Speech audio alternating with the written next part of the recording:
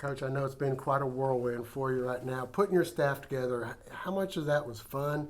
How much of it was stressful? It was, I think it was both. We got an opportunity to talk a lot of football with a lot of good coaches, and tried to be very diligent and detailed through the process of putting together our staff. Really was looking for guys, what I've talked about in the past, which is trying to find the best people we could find, the best teachers and the best position coaches, and trying to find all those things and then still be able to find the guys that fit our recruiting areas the best. We certainly wanted to have recruiters. We wanted to find guys that had won championships. We wanted to have guys that had been able to be at the college level. And we certainly felt good and comfortable about finding some of the best high school coaches in the state as well, and trying to find the best recruiters we could, because we felt like that was the lifeblood of our program. Are you worried at all about the recruits and keeping the ones that they had and maybe even bringing in some new guys? Sure. Well, I think anytime there's transition, that does bring a level of anxiety to everybody, and you've got parents with questions, and it is kind of an odd time as far as the calendar falls these days. You know, I was did our press conference on December 26th, and you don't get a chance to talk to those guys and meet them face to face. So at the very earliest, January 14th. So it does take a lot of time. You're limited with your phone calls. You get one a week, and that's it. And so between trying to make sure that we're building our relationships with the recruiting base and with the parents, and making sure that Georgia Southern is the right fit for them, and making sure that they're the right fit for us as well. Was it tough at all to deal with limitations that come with financially, who you can bring and who you might want that maybe you can't afford and things like that? No, I think at the end of the day, you're trying to find the right fit for here, you know, and Georgia Southern's tradition and their history talks about finding the best people and the best fit, and I certainly think we've done that. Was it important at all to bring people back that know Statesboro and know this area and maybe know Georgia Southern? I think so, but again, I think at the end of the day, you're looking for the best teachers, you're looking for the guys that have been in leadership positions, and guys that have won championships. That's what they've done here at Georgia Southern. That's what our history, that's what our pride is based on, and we wanted to find guys that had that in their background and had that in their past. Having been a defensive coordinator yourself, how important was that position, and how hard was that choice? It wasn't a hard one, to be honest with you. Zoe was a guy that I've spent the better part of the last decade with. This will be our third school together that we've been at. And I think anytime you're talking about two guys that have, whether I was a coordinator, whether we were both position coaches, are really on the same page. And a guy that knows how I want our room run, knows how our meetings need to be run, and knows our defense inside and out. I certainly think that it allows me to be able to bounce and be a truer head coach than a micromanaging defensive coach in that room. As far as the offense goes, you know Statesboro, you know what people wanted to know. We're going to run the ball. We're going to run the ball. Nothing's changed in that. Okay. What I've talked about the entire time of trying to keep as much continuity as possible through the transition from a verbiage standpoint, a communication standpoint, all those things are going to stay the same. We are going to do what I've talked about, which is make a few minor adjustments here and there.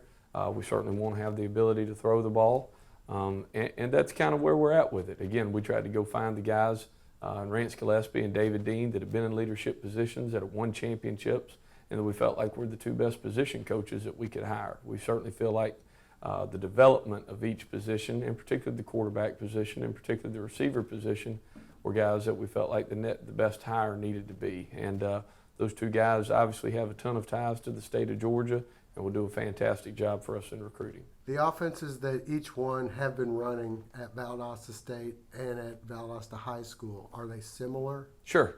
I think what happens to you is everybody says, well, they've been this, they've been an air raid, and what all that means out of kind of that tree, that started with Coach Mummy, went to Coach Leach, and has trickled down. But that's really not what either one of those guys have been for the last couple of years. I think even when you look back at Coach Dean and his national championship teams, where they were really a running the ball team, 20 personnel, and I think the biggest example that you can have with Coach Gillespie is what he was able to do with Jason Foster. You know, a guy comes here, wins the Walter Payton Award, the run game stays the same, and able to win a lot of games and continue to lead the country in rushing. And that's really the best example that I can give you for what we're trying to do. Obviously, everybody says, well, this guy's the play caller, that guy's the play caller, they're co-offensive coordinators. But at the end of the day, this is Georgia Southern's offense, and this is my offense, and that's how we're going to keep it. Who will call plays? We'll determine that at a later time. Noticed at Valdosta State, they were almost 50-50 run pass, 27 touchdowns rushing, 28 touchdowns passing. Is that what you hope to get this offense into, or is it more what personnel you got? No, I think that you're always going to try to do your best job of making sure that you're giving yourself the best chance to win. The personnel certainly dictates that, and what you can do and what you can do well is what dictates that. I feel like what we've been doing here is going to give us the best chance to win in the immediate future, and that's why we're going to stay with as much consistency as we can with those pictures. But we've got to be able to have answers. We're still going to be a run team and a run team first on offense. We're still going to be in the gun, and we're going to be able to run the option out of it. But we certainly want to be able to have answers when people are loading the box on us, when we're having a hard time getting our run game going. There are going to be times throughout the year, whether you like it or not, that the defense may not be perfect coming out the gate. We certainly want to be able to win in 2-minute situations at the end of each half and at the end of each game.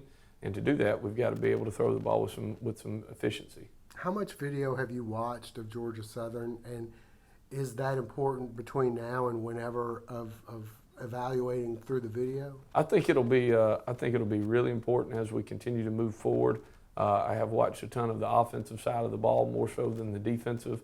Obviously, feeling like that with my background on defense and the special teams, and trying to make sure that we had the correct hires and the correct staff on offense. That's where I've spent a lot of my time, to be honest with you. Will you do that on the practice field as well? Do you plan to spend more with the offense, defense, or just as it comes? I plan on being a big help to Coach Lunsford on the special teams. I think that's important for head coaches, and I certainly think it's a critical phase of what we're trying to do overall. But I plan on being in both sides, both in meetings each day and on the practice field. Yes, sir. Is the recruiting the big thing right now, or is it? It is, because it's the immediate thing. Obviously, getting to the first Wednesday in February and giving us an opportunity. We've got January 14th as the first opportunity for us to be out on the road and see these kids. January 15th, we have a number of official visitors coming in. So it's not only trying to make sure that the numbers that the prior staff had of, do we need to take 5 linemen? Do we take 4 linemen? Do we take another back? Do we try to take another defensive back? Those kind of things. Trying to make sure that those things are matched up through the day. Obviously, little things like today, they're all at HR, trying to get their paperwork done. So we're trying to get through the process of a lot of things of a new staff and a new hire, but we're also trying to make sure that we're diligent throughout the day. And some of the guys I am familiar with and know me, a lot of the guys are not. So we're working through both things as far as staff meeting goes. Our next immediate thing when those guys get back today is to go through our entire team and go through academics. The next thing is to go through injuries and making sure that we're doing the best thing for our current roster.